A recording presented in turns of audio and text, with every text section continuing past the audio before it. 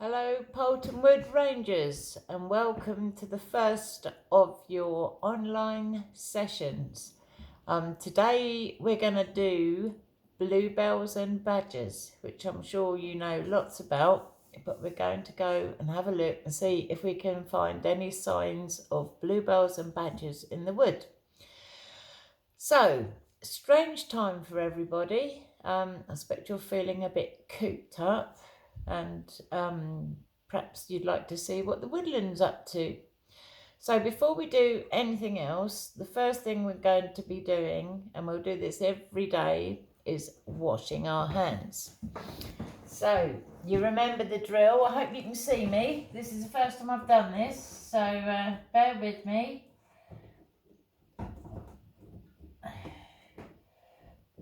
Okay. So first of all, soap. Wet your hands. I think actually that should be wet your hands and then soap. Lather and scrub for 20 seconds. Happy birthday to you. Happy birthday to you. Happy birthday, dear anybody.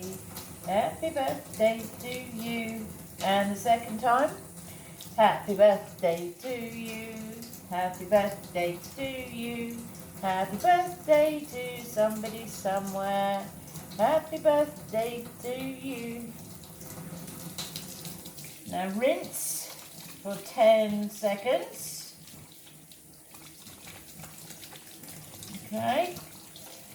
I'm going to get a paper towel. Turn off the tap. And dry my hands. And then dispose of the paper towel in a bin. Okay. Now I hope this works. This is the first time I've done this, so bear with me. Right, the first thing we do is pick up the notes that have fallen on the floor. So I'm going to take you into the woodland, first of all, and see if we can see any bluebells.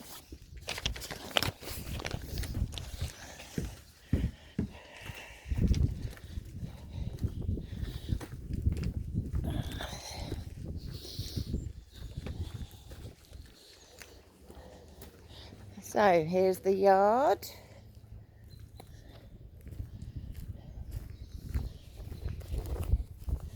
All very quiet and strange without you guys here.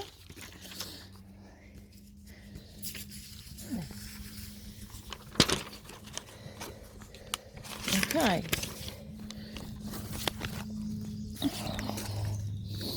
Spring is on its way. I can hear the birds singing. Now I'll give you a view of the woodland. There you go. Beautiful. Over here we've got, well, you tell me what this is.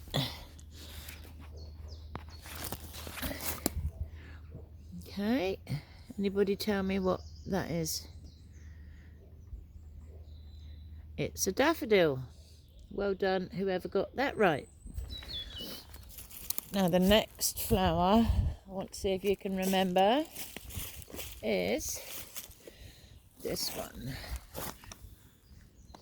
Now, there are hundreds and thousands of these all over the woodland. They're like little white stars everywhere. It's actually an indicator of ancient woodland.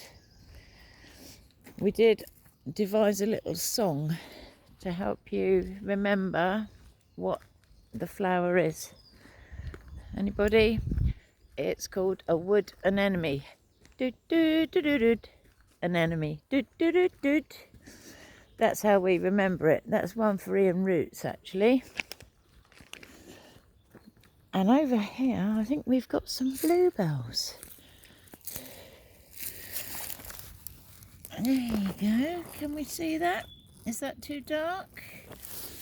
I'll try it from this angle. In a few weeks' time, there'll be hundreds and thousands of those all over the woodland. Aren't they lovely? Now, bluebells are a really good source of nectar for bees and butterflies and hoverflies. So the bees can collect that early nectar and make lots of lovely honey. I'm going to try and show you Colin's beehives. Doesn't look like there's much activity going on there at all, which is probably because it's quite cold. So I don't think the bees will be out yet. Now, if it warms up a bit next week, we'll probably see bees going into the bluebells and feasting on the nectar. And while I think about it, bees actually collect nectar in a really strange way.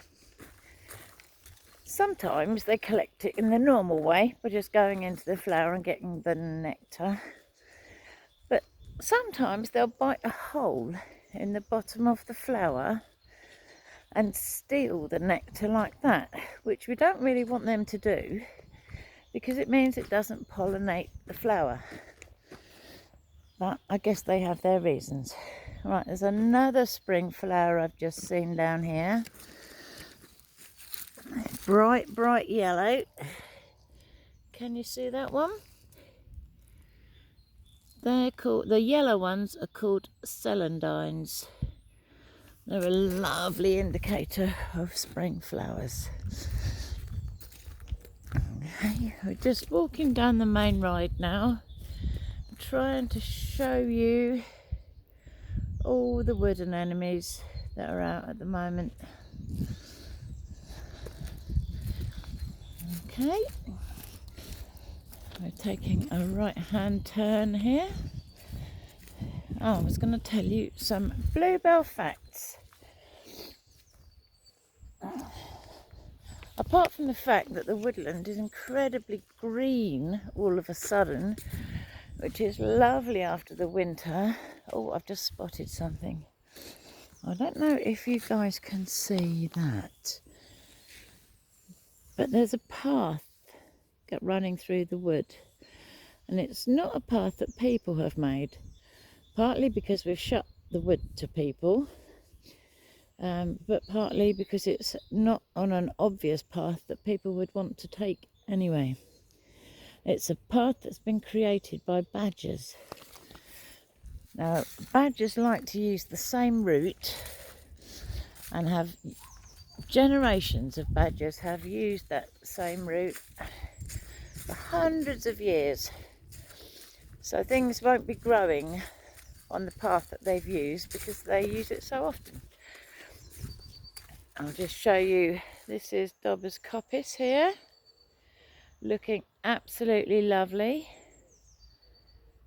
as a result of all our coppicing work 5 years ago? 5 years ago now.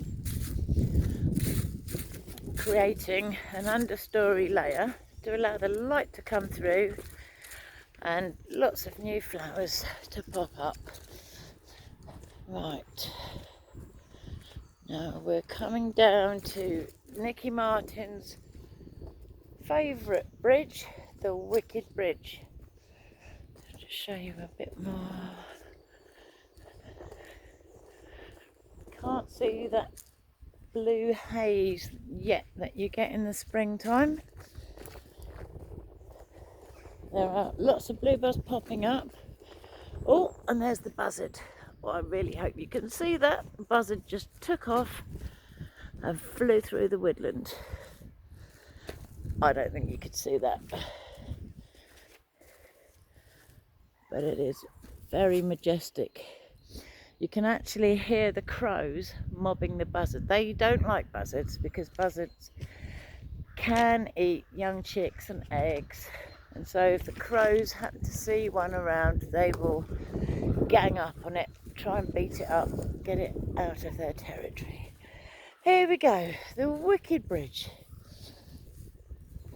As christened by Amy, as one of the first things she did when she came to Poulton Wood.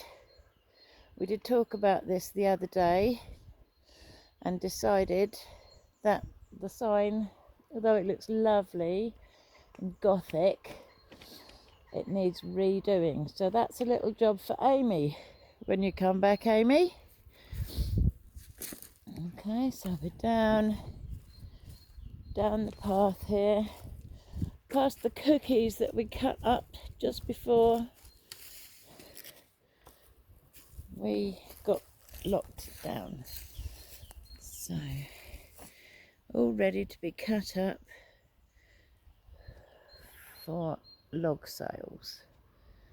Okay, can you see that? It's quite difficult with my camera this way around. And here we have another bunch of flowers. Now, does anybody know what those spring flowers are? They're a beautiful pale yellow colour with a darker yellow middle. Okay, give yourself a point if you said primroses.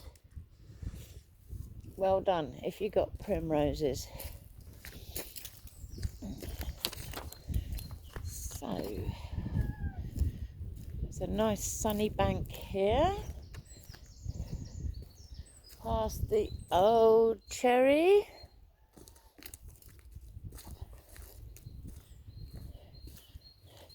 Past the swamp, or Lambert's Marsh, I think is its proper name. I think most people tend to call it a swamp. I must say it's really strange being here with nobody else. There's a blackbird shouting at me. Don't know if you can hear that. A bit of repair needs doing here. There you go, that'll be a job for somebody when you get back.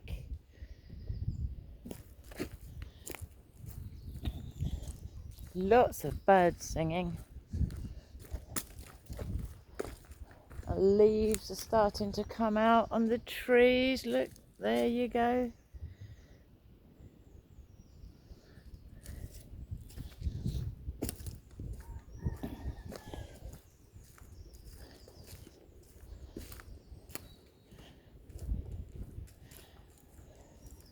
Now, I'm walking down the path and it seems that somebody or something has been digging the path up. There you go. Can you see how the path's been dug up by something which has obviously got quite sharp claws? Now, I think that's a badger, or several badgers in fact. They're looking for worms. At the moment, they've got cubs. Usually 2 or 3 cubs per female adult badger.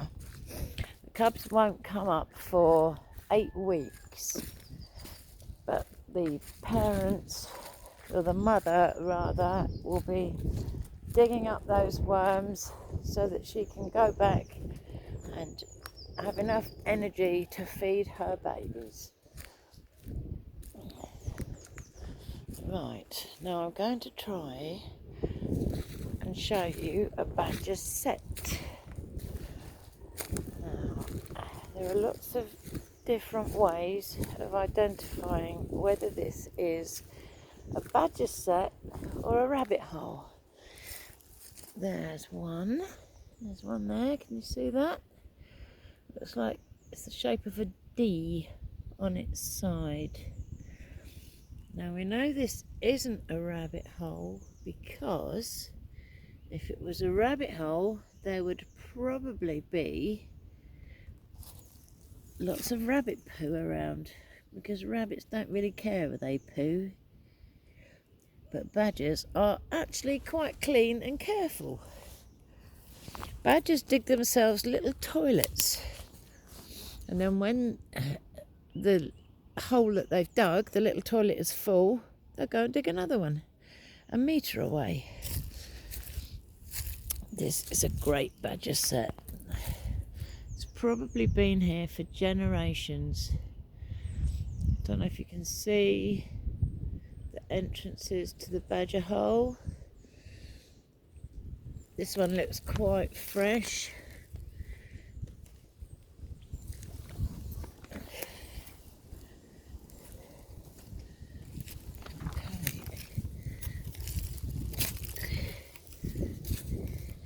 Now what I'm looking for is evidence of a badger cleaning out their nest.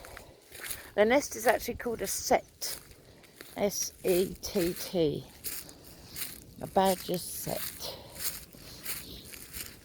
Now because they're quite clean animals, the mother badger will replace the nesting material in the sett every 2 or 3 days. She'll drag all the old dirty stuff out and she'll drag in lots of grass and straw and moss or whatever nesting material she can find.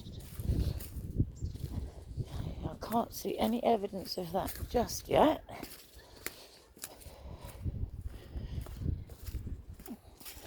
Now the brambles are growing up, it's a bit more difficult to get to the badger sett.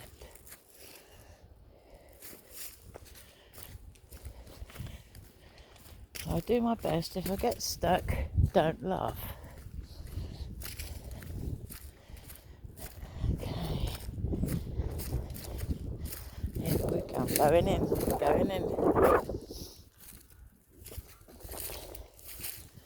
Oh! Now, this big tree has come down in the wind, so I'll just move that over there.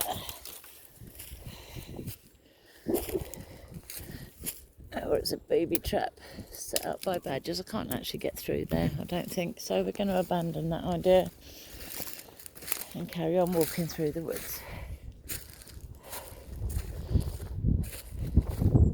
Now I was hoping to find a badger toilet for you because I spoil you like that. And I know you're really looking to see a badger's toilet. We might find one on the way back. Okay, so this area down here is known as the Ship Oak area, because years and years ago people used to grow oak trees in certain shapes for the shipbuilding industry. Most of the forest in England would be harvested of their timber for shipbuilding. This one is probably our best example. There you go. That lovely tree there is our best ship oak. I don't know if you can see, but it looks like it's a tree holding his arms up in the air. They were made to grow like that so that they would have a strong joint to fix the deck to the side of the ship or the hull of the ship. Okay, you can bend them after you cut them, but it's a lot stronger to grow them that way in the first place. And they would grow them by bending and forcing and twisting the branches as they grew.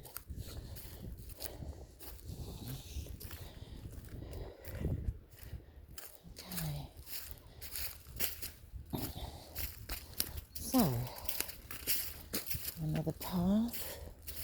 The anemones really do look lovely. I mentioned before that anemones and bluebells were indicators of an ancient woodland. That means a woodland that has been on the map for at least the last 400 years, which is when the first accurate maps were drawn in this country. This is called a semi-natural woodland, which means people have used the timber in this wood for various things over the years, much like we do, but on a bigger scale. They would have used the timber for things like fuel for their fires. They also made charcoal. We'll speak a bit more about charcoal in a minute when we get to the charcoal burning area. The wood was used to make things like chairs, houses, ships we've already spoken about, all sorts of things. And these days we actually still do quite a lot of those things ourselves in our own little way. We make the charcoal, as I've mentioned, for the barbecue. We use the wood, the logs for our fire, and we sell the logs for people's fires. We made furniture. Hillary's made lots of oak benches. The oak that was felled in this wood several years ago now. I think you've got examples of the benches not only at the wood, but there's a few down at the farm. We finished one for Murray's dad the other day. So there are benches all over. We're just approaching a really good example of a huge oak tree, which we call creb. I'm not sure why we call it creb. Lynn called it creb. Anybody who's got any ideas why that's called creb, please let me know, because I've never known. That one is probably our biggest, oldest oak tree in the wood.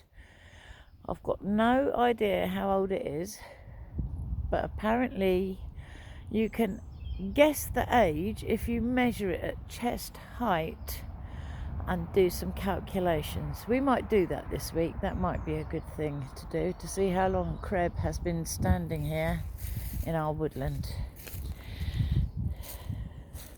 Over here we've got a bit of a messy old cord of wood. Now, a cord of wood is a measurement that woodland workers use to estimate how much wood and timber they are producing. It should be 8 feet by 4 feet by 4 feet, and that represents about a ton of wood.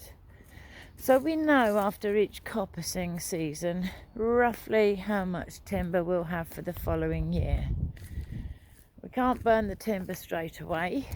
We have to let it season for a year or so until all the water's dried out of it and it burns nicely on people's fires.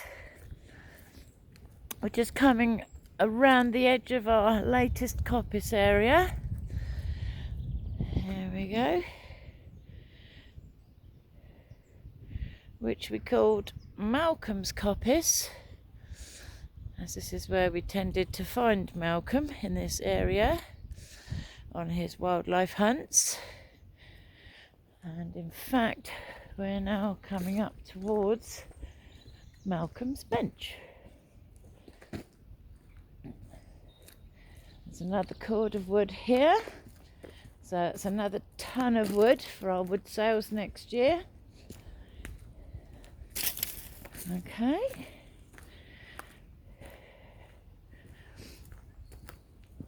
Can you see how clear it looks now after we coppiced all those young trees down?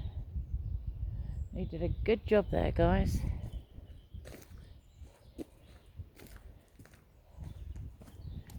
There's another half a cord there, I'd say.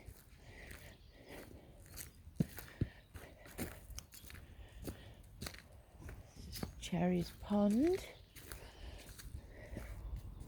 Next door's pond. Can't see any ducks. Sometimes she has ducks there.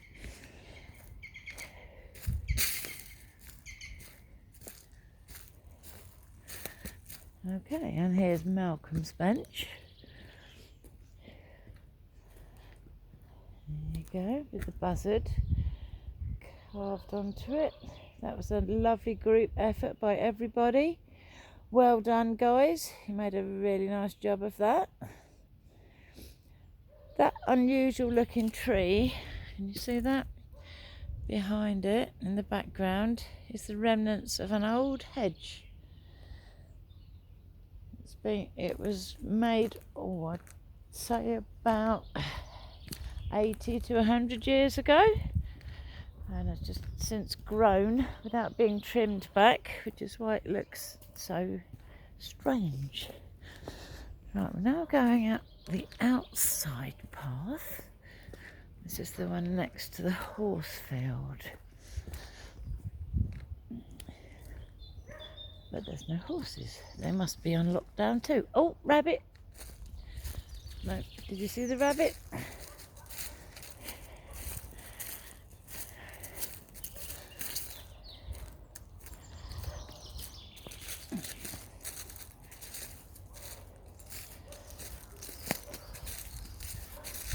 Look at all the birds flitting about, nest building. We're making our way slowly down to the charcoal area.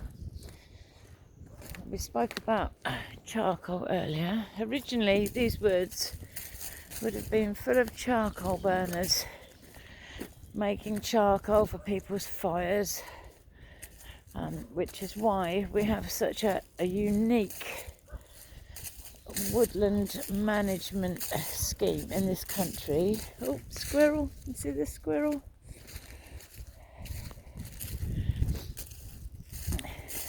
The charcoal burners would coppice an area of woodland and then spend several days burning charcoal. The method was the same. They would be much, much bigger operations than ours. We do ours in the 2 oil drums. But years ago they would have built a big dome called a clamp and have to sit for several days making sure that the fire didn't go out and it didn't collapse or air didn't get in. So here's our charcoal burning area. We had a nice charcoal burn the other week. It's quite tidy at the moment. I don't know how feasible it would be to show you a charcoal burn one day, but we might give that a go. Depends how long this lockdown lasts for.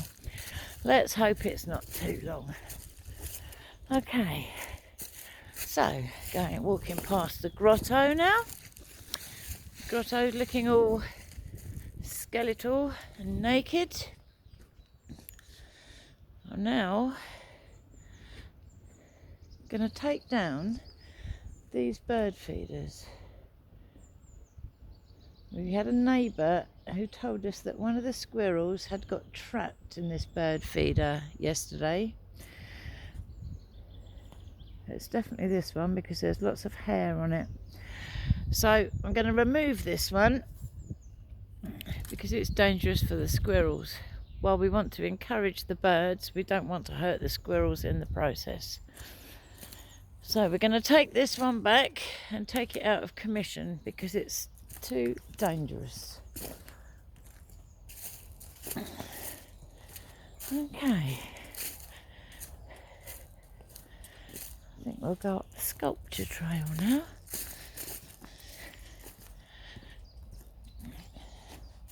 The sun's finally coming out, which is lovely. The paths are drying up, which is really lovely because it's been really wet this winter. And lots of the paths have just been like rivers and streams.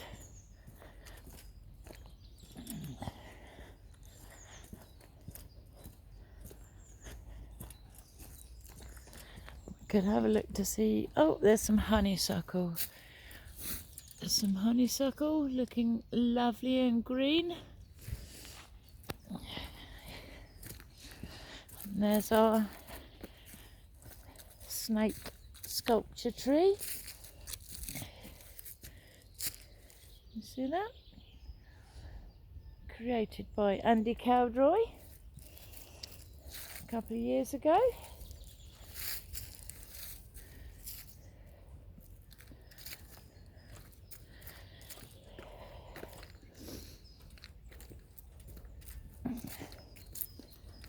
Okay, we're now coming up to the lovely fairy tree, the one that looks like a fairy house.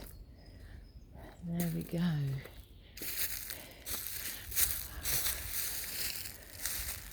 You see that? Beautiful.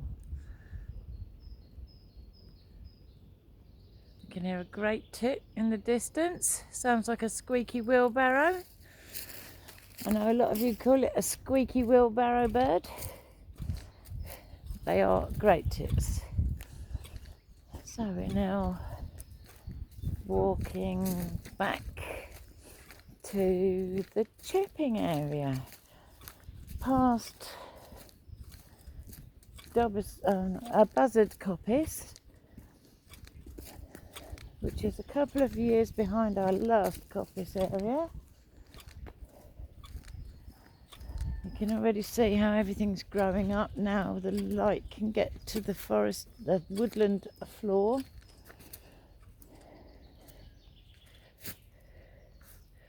There's buzzard coppice.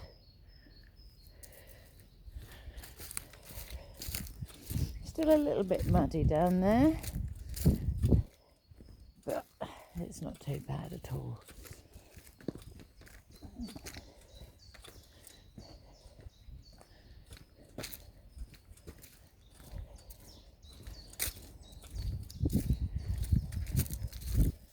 Now another sculpture. This one was made by Mark Sidders and is called The Spirit of the Wood. Can you see that? That one's down by the glebe. Okay, it's a lovely sculpture. Here we are at the glebe. There we go. Chip is still wrapped up nice and tight. We've got some chippings. That's for Dan, wood chip. But actually the paths are drying up really nicely, and it looks like they're not going to be needed for a while anyway, because we've all got to stay in.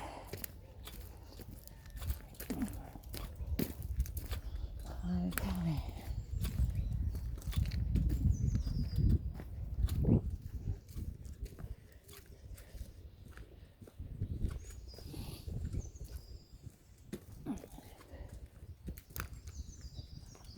Now up here we've got a patch of wildflowers which have only started growing over the last 5 or 6 years.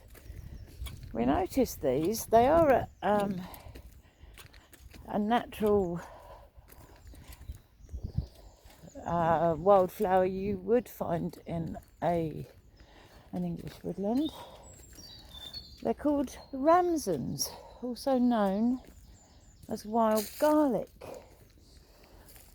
At first we only had one plant, but over the last few years it's turned into a nice big patch of wild garlic. There you go. Now I know you can't tell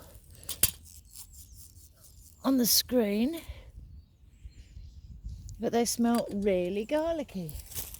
In a few weeks' time we'll have the white flowers popping up.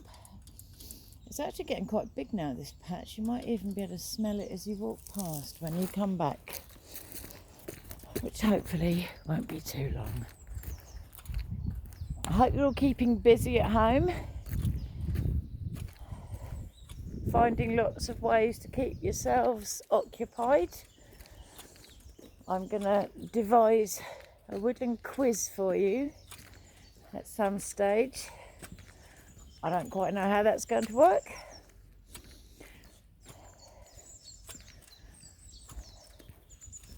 I might ask you to send in the answers via email, or it might be just for fun. Okay, so we're coming back to the main buildings now.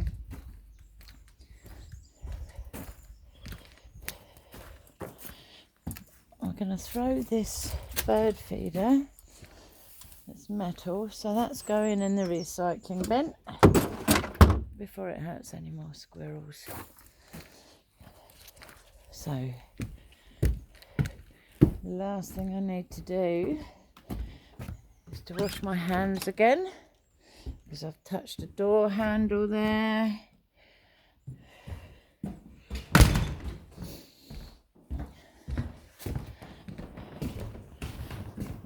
So, I'm going to wash my hands again. So we do it in the right order this time. So, wet hands, soap, lather and scrub for 20 seconds. Happy birthday to you, happy birthday to you, happy birthday to somebody, happy birthday to you, and again happy birthday to you, happy birthday to you, happy birthday somebody, happy birthday to you. Turn off the tap with a paper towel, dry hands, and throw away. Now, I've got some homework for you. I would like you to draw 3 woodland spring flowers. Maybe you could take a picture after you've done it, and I will try and put it on our Facebook page or on this YouTube page. You can email the pictures to me at poultonwood.am@c-o-t.org.uk. So, hope you've enjoyed your lightning speed walk around the woodland. Let me know if you'd like me to show you anything else. We could talk about woodwork, conservation. I think we should talk about birds. Anything you want me to cover, just let me know and we'll do that for next time. So I hope you're okay. Keep washing your hands. Don't go out. Try and find things to do, and get drawing me a picture of springtime flowers. Okay, thanks. Bye.